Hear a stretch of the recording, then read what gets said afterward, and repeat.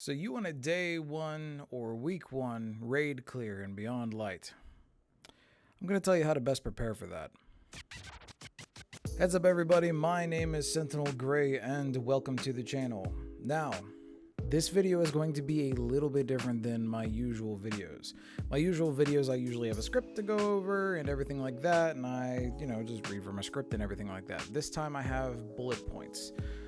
There's a friend of mine who goes by the Steam name of Revenant, who is very, very well versed in PvE content. Actually, all things Destiny, to tell you the truth. Man's a god at Gambit. It's ridiculous. And he has assembled some points here so that all of you can get ready for either a day one raid clear or a week one raid clear. I've also added a few things here and there alongside that, just to try and, if anything that that I think he missed that I think that should be brought up, I'm going to bring those up.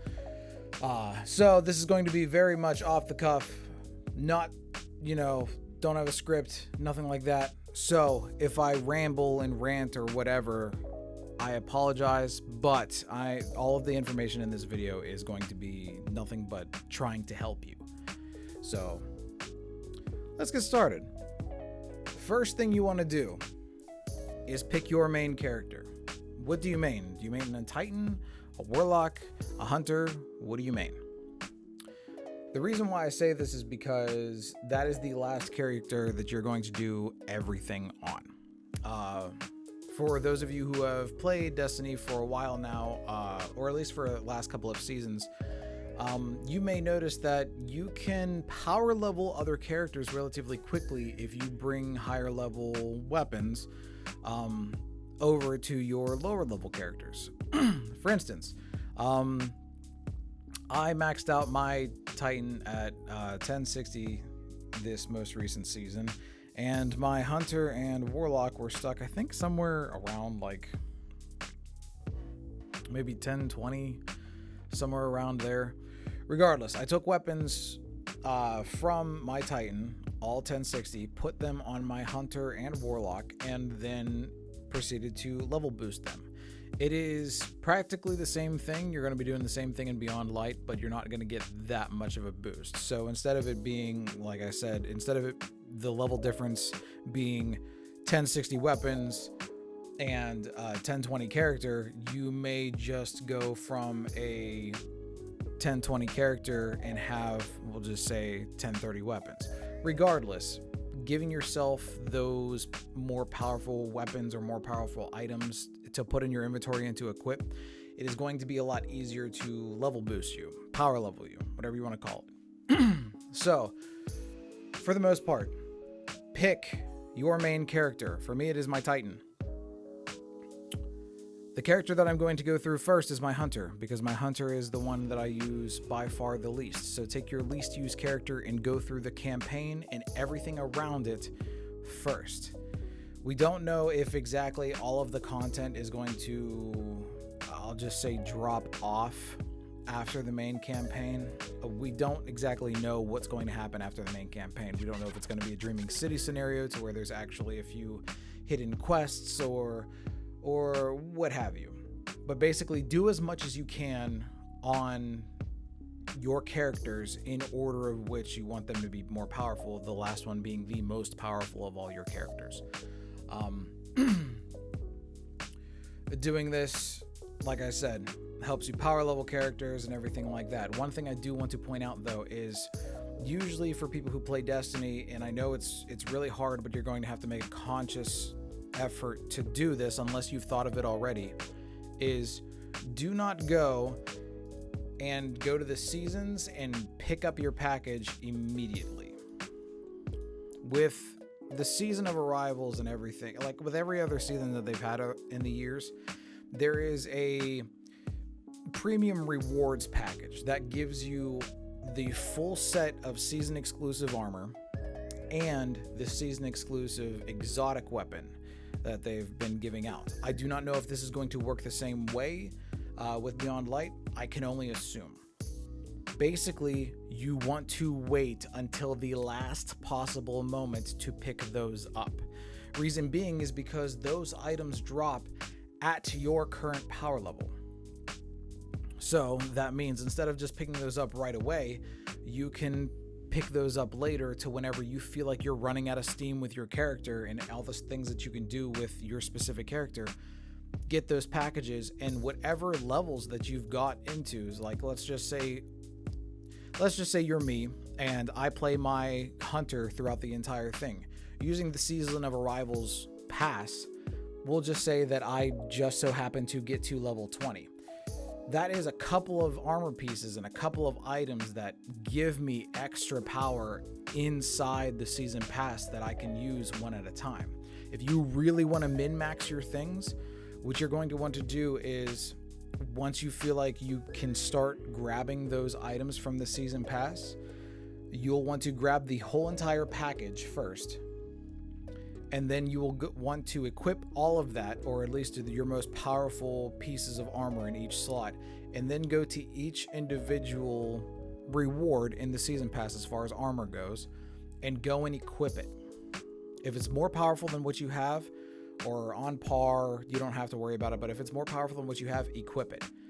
Then go back to the season pass, redeem the next one. Because what can usually happen is you can go, for example, we'll just say here with the gauntlets, you will be, let's just say for example, you will be 1229, and these gauntlets will drop at 1229. You put those gauntlets on because you have gauntlets that are, let's just say 1226. You put those 1229 gauntlets on, these boots could be 1230. It's all a scaling factor, and for those of you who've played Destiny for at least a few months or a few seasons, you already know about this.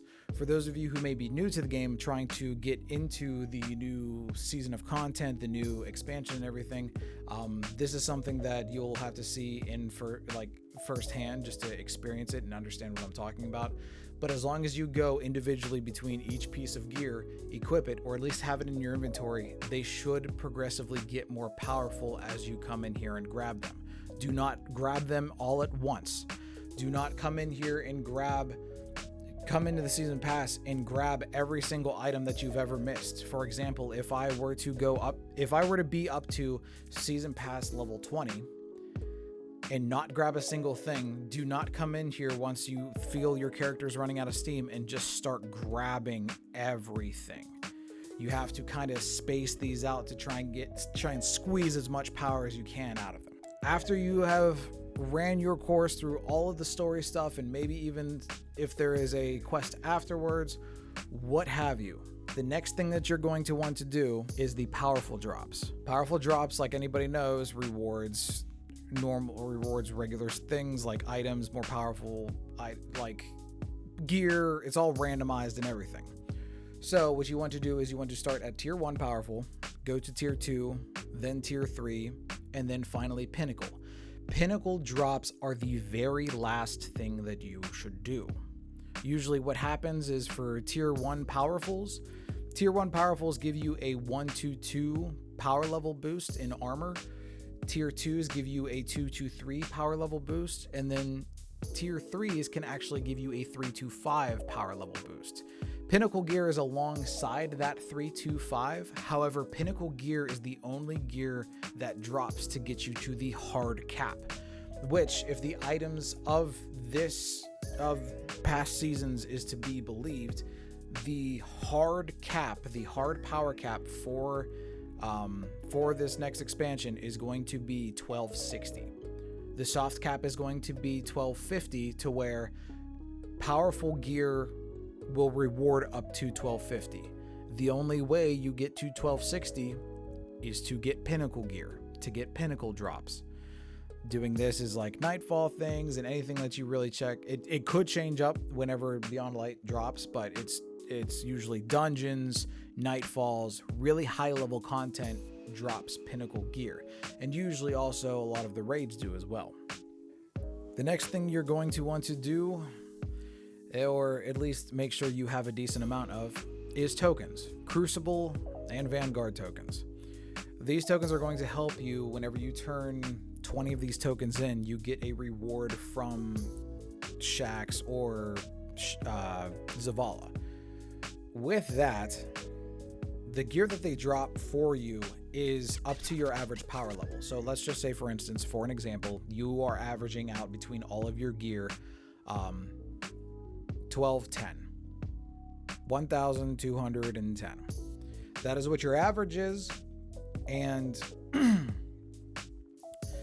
and you have some gear that is, we'll just say, just 1200 across the board, not 1210 or anything even close to it.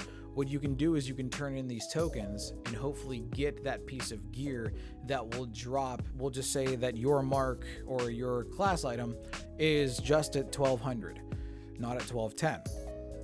Turning these in gives you items at your average power level. So if your average power level is 1210 and you have a class item that's at 1200, you can turn these in until you get a class item in which gives you that power boost to where normally it would bump you up from an average of 1210 to maybe an average of 1211 or 1212, depending on how big the deficit is in power as far as your gear goes.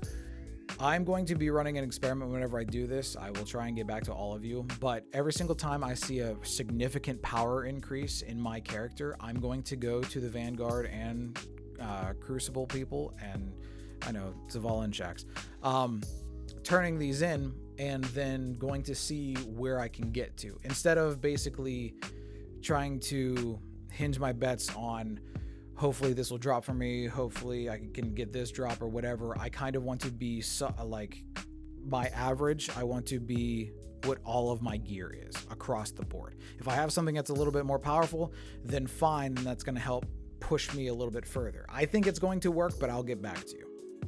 The next thing that you want to worry about is bounties. Stacking bounties. As you can see here, I already have a ton of them already saved up, completed, and ready to go. So, just to tell you and just to basically explain what these do exactly, these are all bounties that once the new expansion comes out, once the season turns over, these bounties, unless Bungie wipes all of our characters, these bounties should stay. Now, why would you want to do this? That is a wonderful question. For some bounties, like the Weaponsmith bounties, they give you materials. They give you upgrade modules, they give you planetary materials, and they give you glimmer. They also give you XP. Every single one of these bounties gives you XP. The highest being weekly bounties at 12k, the next ones being daily bounties at 6k, and then the lowest of the low being at repeatable bounties at 4k. Repeatable bounties are anything that you can get to if you are looking at a vendor and you see all the way over to the right hand side. They're the bounties that you can just keep getting over and over and over again. You should not be doing this for planets that are going away. Do not do this for Mars. Do not do this for Mercury. Do not do this for Io. Do not do this for Titan. The only reason being is because those bounties most likely will be wiped. You kind of want to stay around this area. Your highest priority obviously being weekly bounties. With weekly bounties giving you 12k XP per bounty, you kind of want to stock up on as many of them as you can. If I remember correctly, I actually think I have every single weekly bounty that the Gunsmith and the Vanguard can give you. So I'm already full on that. I still think there's a few Crucible ones that I can still do, but even still. Don't be afraid to go to the moon and do the weekly bounties on the moon. If you happen to save a few bounties from Iron Banner, those work as well. And hell, even the Trials of Osiris bounties are supposed to be carrying over as well. I will say this though, and I will warn you. Because this is happening, because people are doing this stuff like bounty saving, I would watch out and wouldn't 100% bet on this staying. Bungie knows people are doing this. They could very well wipe all of this clean for all of our characters once Beyond Light comes out. I honestly don't know. I'm just letting you know so that you're aware that this is a possibility of happening. One of the other things too is if you start doing bounties and you start seeing that you're getting a little full and that this little number down here is getting really, really close to being max, you can just start deleting some of the quests that you don't need. Go into your quest log, because if there's a crucible weapon that you are nowhere close to getting, like Redrix's broadsword or Luna's howl or something like that, if you're nowhere close to getting it, just dismantle it, abandon it, whatever it's called. Those quests will go right back to the quest giver. You can get those after the expansion and after the season starts again. It is perfectly fine, or at least as far as I know, as far as I'm aware. If that's not the case, I am sorry, but it is all whether you want to be ready for day 1 and week 1. Something to make damn sure that you have enough of is materials. Whether it be planetary materials or gunsmith materials, or hell, even something like glimmer or legendary shards. You want to make sure that you have enough for everything in what you're going to do, even something like upgrade modules, enhancement cores, what have you. This leads me into another thing. You should probably have around 1,000 of each planetary material, and if you want to go into tokens, I would say somewhere 1,000 tokens as well. It is 20 tokens to redeem a package. So do the math on that, and you have, I do believe it's 50 packages that you can actually redeem if you have 1,000 tokens. The thing about these things are, though, every weapon that you upgrade and every piece of armor that you upgrade takes these materials. One thing that I would do if I were you is to be very careful on how often you upgrade your weapons or armor while you're going through the new DLC. The reason why I say this is because of this. As an example, the armor that I'm wearing on my Titan right now is fully the set of armor that I plan on taking into the raid. 100%. If I was to upgrade these pieces of armor every single time that I get something better power level than what they are now, it would cost me so many materials in the long run. It would cost me so many enhancement cores, so many upgrade modules. It would cost so much to upgrade all of it instead of waiting until I am raid ready, 100%, just about to go into the raid, like maybe we'll say 20 minutes before I'm about to go into the raid, and then put my most powerful gear, infuse it into the gear that I want to take on the raid. That is going to save you a ton in materials. Granted, no, you're not going to be as powerful as you may want to be during the duration of the DLC. Like, these numbers that I have here obviously aren't going to stay with the new armor that I get. They're going to fluctuate very vastly. However, if you have a good set of exotics and you have a build in mind with those exotics, you should be okay. Granted, yes, it might be a little tougher to achieve some things than it normally would if you were to have your armor set or the one that you plan on using in the raid. But in the end, it's going to save you a lot of heartbreak and aggravation whenever you're hurting for, we'll just say, Dusklight shards. You're hurting for Dusklight shards and you're like, why did I spend all those Dusklight shards upgrading my armor throughout this whole entire time?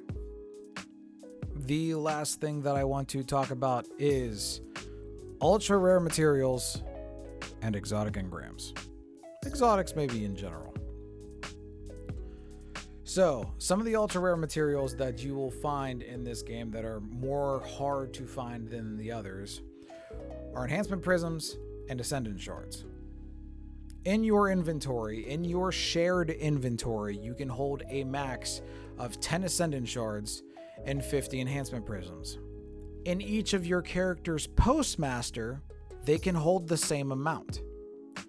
As you can see here, my warlock has 47 enhancement prisms and 5 ascendant shards.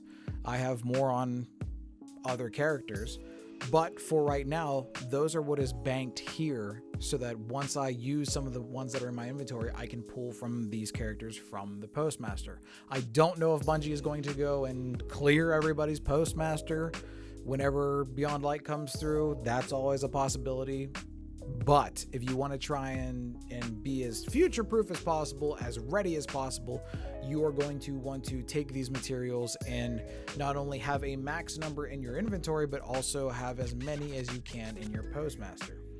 Along with that are exotic engrams. These exotic engrams supposedly do not actually have a role right now. So whenever the new Beyond Light DLC, the new expansion comes out, these exotic engrams will hopefully drop the new random role, the new exotics in the random pool. So like the open pool, that the weapons that you can get from anywhere, like just for an example, Hard Light. For new players, you can get the Hard Light auto rifle out of any exotic engram. There is no set way to get it. If there are other weapons like that in Beyond Light, this is going to be one of the ways that you can get them.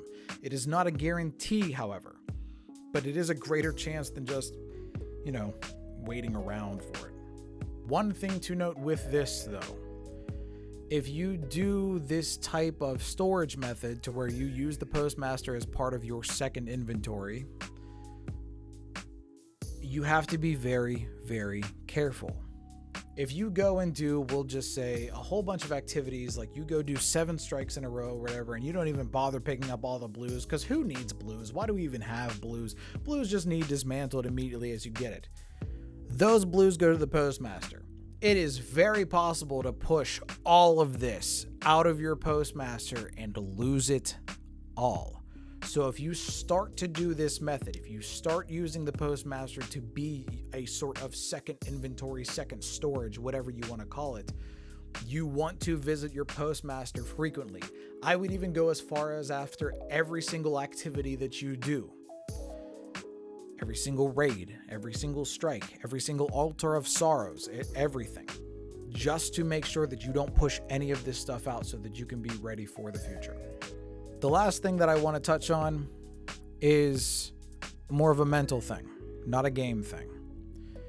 So with this guide, obviously you're trying to go for a day 1 clear or a week 1 clear.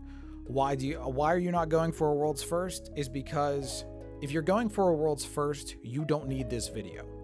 You already know what you're doing. You probably already started a month ago, and you probably already have every single thing that I have said plus more done already.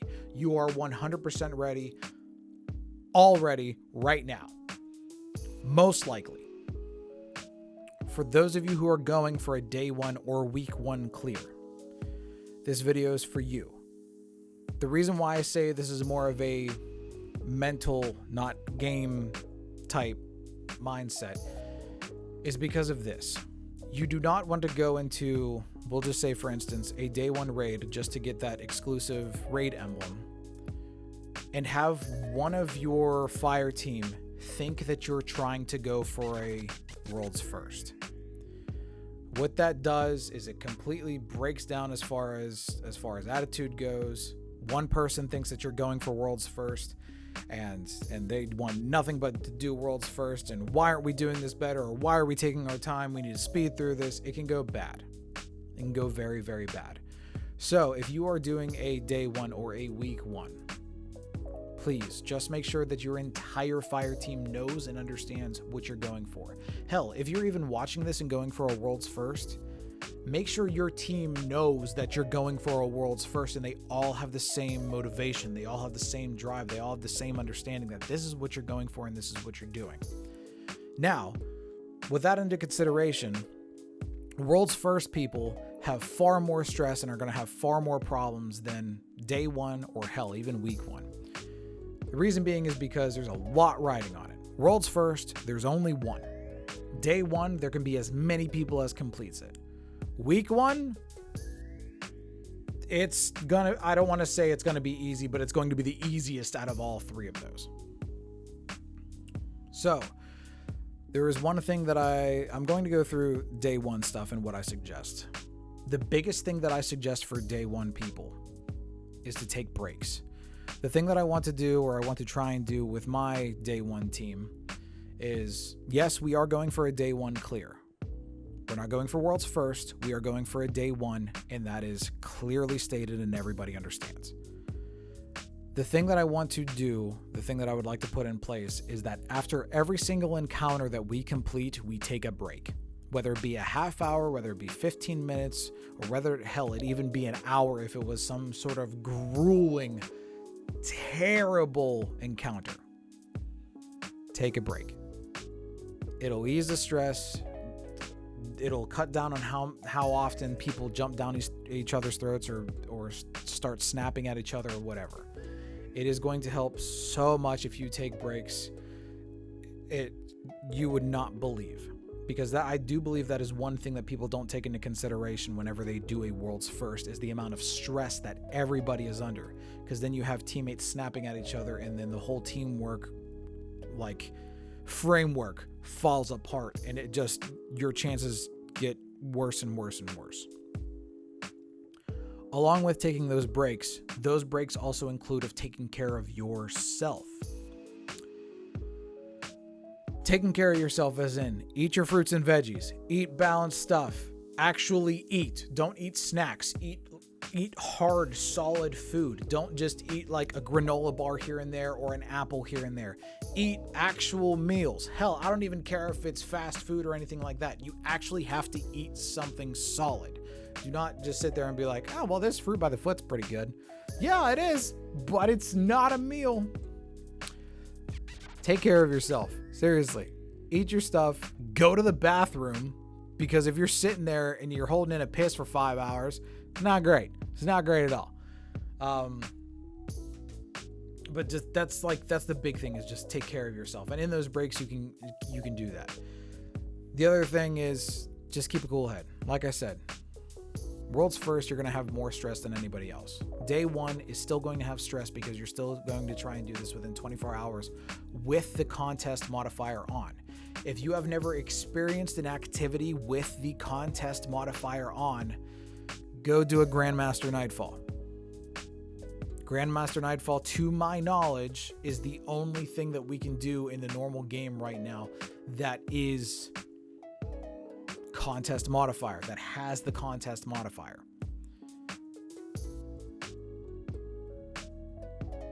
For those of you who are doing a week one clear, you have far less stress than anybody else. Because people who are going for week one clears are most likely not going to be going for the day one because of how much stress or whatever's involved. For those of you going for a week one, you're going to have a far easier, more relaxed time. No, I wouldn't say easier. More relaxed time getting up to power level. You guys can actually somewhat take your time. You're still going to have to do it in a timely fashion, but it's not going to be... Don't just be a slug. Don't sit there and be like, oh yeah, I'll get it, whatever. You actually have to try. You have to actually put in effort to get to where you need to be in the first week of the raid. You actually have to put in the work and effort that I have basically laid out for you in this video. Like I said, you're going to have a much easier time because not only are you probably going to be more powerful than the people doing it on day one just because you've had more time and you haven't been racing all that much, but also the contest modifier isn't on. The contest modifier, if I remember correctly, puts you 20 levels below all of the enemies that you're fighting. With the contest modifier turned off after the first 24 hours, the raid is essentially going to be a breeze. For those experienced raiders or for anything like that, or if you're going for a week one clear and you are an experienced raider, like you've raided 50 plus times, you know what you're doing. For the most part, the raid's probably going to be a breeze. There's probably going to be guides out for it on the day of the raid so that you and your team can know what you're doing whenever you go in that first week. Contest modifier is going to be turned off. You'll be able to do normal damage to all the enemies. You won't have to sit there behind like damage walls that you can't overcome because you guys just aren't powerful enough because of the contest modifier. It's going to be much easier for a week one. However, that does not mean, like I said, that you can slack.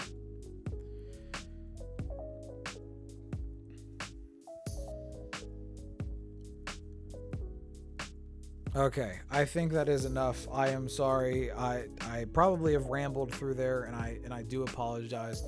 But like I said, all of this information is actually important to what you're going to do. Granted, yes, there's probably a few things that I missed. There's probably a few people in the comments being like, "Oh, you missed this," or "Why didn't you say this?" I'm sorry, I'm not perfect. If there is something that I missed, please put it down in the comments below so that you can help people just like me. You might even help me out, you know. But that is it for me for today. I am going to have another video out about the weapons that you may want to bring with you for your day one or week one clear that you can actually get currently right now. For now, that is all. Thank you all very much for watching. I really do appreciate it.